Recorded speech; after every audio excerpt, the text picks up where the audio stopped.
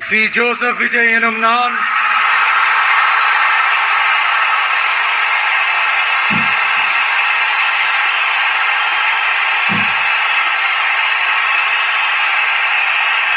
சட்டப்படி அமைக்கப்பெற்ற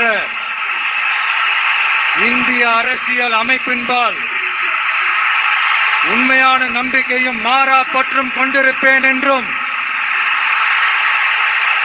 இந்திய நாட்டின் ஒப்பில்லாத முழு முதல் ஆட்சியையும் ஒருமையையும் நிலை நிறுத்துவேன் என்றும்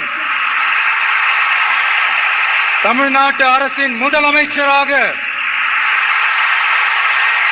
உண்மையாகவும் உளச்சான்றின்படியும் என் கடமைகளை நிறைவேற்றுவேன் என்றும்